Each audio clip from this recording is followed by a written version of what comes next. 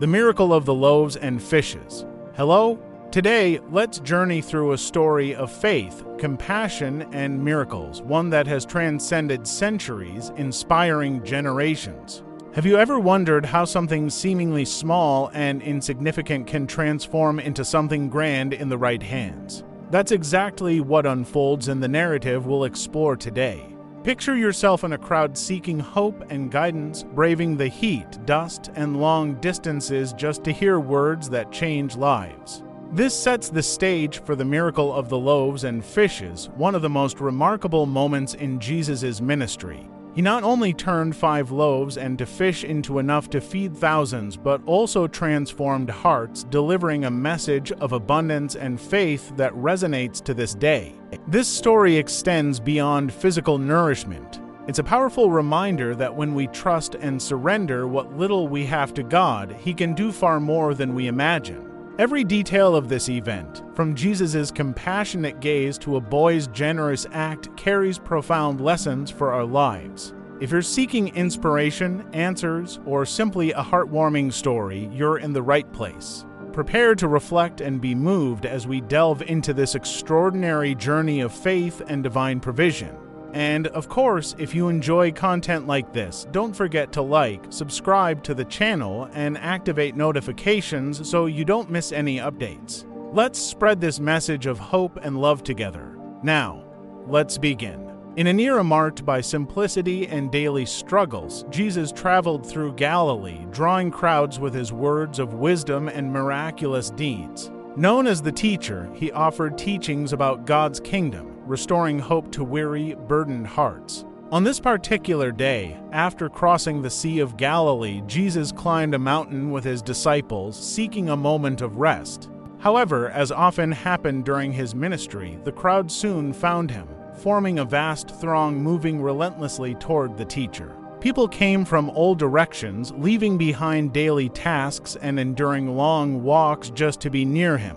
Parents carried children in their arms or held their hands. Elders walked with slow steps, leaning on staffs, while enthusiastic youths moved swiftly. Many brought the sick on makeshift mats, their eyes filled with hope for miraculous healing. Others, with no apparent needs, were driven by an insatiable desire to hear words that touched their hearts and illuminated their souls. The crowd's longing to be close to Jesus outweighed the heat, dust, and long distances. From the mountain, Jesus watched the people approach. He saw more than faces or indistinct figures. He saw stories. Stories of lives marked by suffering, longing, and faith. He knew each person carried a universe of emotions and needs, and with a compassionate gaze, He chose to welcome them. His decision was not merely to receive, but to dedicate Himself entirely to that moment, offering words of life and spiritual comfort. The setting became a singular encounter where each individual seemed embraced by transcendent love. Jesus taught with authority, yet His language was accessible, full of simple metaphors and examples drawn from daily life. He spoke of God's kingdom using familiar imagery of fields, harvests, and flocks. The attentive crowd absorbed every word like dry soil soaking up rain. The sun climbed high in the sky, and as hours passed, no one seemed to care about hunger or fatigue. It was as if they were nourished solely by the Teacher's presence. Each teaching prompted the crowd to reflect on their own challenges as hope sprang forth in their hearts like seeds in fertile soil. As the afternoon wore on, the disciples grew concerned. The area was remote, far from villages or markets where food could be purchased. Philip was the first to voice his worrying when Jesus asked, "Where shall we buy bread for these people to eat?" The question seemed absurd, nearly impossible. Philip pragmatically replied, it would take more than half a year's wages to buy enough bread for each one to have a bite. The amount was staggering for the disciples, equivalent 2 months of labor. The challenge was clear, and their expressions revealed their unease. Andrew, Simon Peter's brother, offered a modest yet seemingly inadequate solution. Here is a boy with 5 small barley loaves and 2 small fish, but how far will they go among so many? Barley loaves, coarse and common among the poor, were small and unassuming.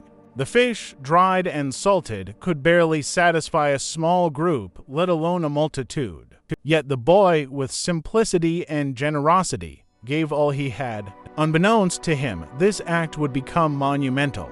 His humble offering became a symbol of faith and trust in what God could accomplish. Seeing the faith in this act, Jesus instructed the people to sit in groups on the green grass covering the hillside. The organization brought not only order but also an atmosphere of expectation and reverence.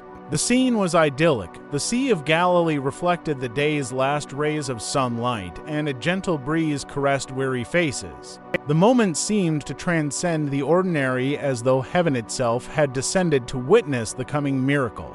A hush fell over the crowd, punctuated by whispers of curiosity, as everyone watched intently. Taking the loaves and fish, Jesus looked to heaven and gave thanks. His prayer was an act of trust and gratitude to the Father, showing that even the smallest offering in God's hands could become abundant. He broke the loaves and fish, distributing them to the disciples, who, in turn, gave them to the crowd. With every piece broken, the food seemed to multiply miraculously. The disciples' baskets never emptied as the food continued to circulate among the people. The transformation was tangible. Where murmurs of hunger and fatigue once lingered, laughter and expressions of surprise and gratitude now resounded. Men, women, and children ate until fully satisfied. For many, accustomed to scarcity, this moment offered a glimpse of God's kingdom, a realm of abundance and generosity. Children, once restless, played gleefully, while adults exchanged looks of amazement. The weight of life seemed temporarily lifted. After everyone had eaten, Jesus instructed his disciples to gather the leftovers so that nothing may be wasted. They filled 12 baskets with the remnants, a number rich in symbolic meaning, representing Israel's tribes and the completeness of divine provision. This was not merely a physical miracle, but a spiritual lesson about God's limitless ability to provide for his people. The sight of the full baskets became a powerful message about divine care and abundance. The crowd's reaction was immediate and fervent. Many declared, "Surely this is the prophet who is to come into the world." To them, Jesus was more than a teacher or healer. He was the Messiah, the promised deliverer of the Scriptures. Yet Jesus, understanding their hearts, knew that many followed him for what they could receive rather than the transformative message he preached. Some sought to crown him king, hoping he would lead a revolt against Roman rule. But Jesus' mission was far greater. He came not to establish an earthly kingdom, but to bring eternal reconciliation between God and humanity. As the crowd discussed the miracle, Jesus withdrew to a mountain for solitude and prayer. He needed to renew his strength and connect with the Father, reaffirming his mission of love and redemption. This retreat highlighted the importance of communion with God, even amid the intense demands of ministry. The miracle of the loaves and fishes transcends its historical context. It demonstrates God's care and compassion for his creation, reminding us that, in Jesus' hands, even the humblest resources can become tools for transformation. The event challenges us to reflect on our faith and willingness to offer what we have. How often do we focus on our limitations and doubt what God can do through us? How often do we hesitate to give, deeming our contribution insufficient? This story also points to something greater: Jesus as the bread of life. He came not only to satisfy physical hunger, but to provide true spiritual fulfillment. In his words, "I am the bread of life. Whoever comes to me will never go hungry."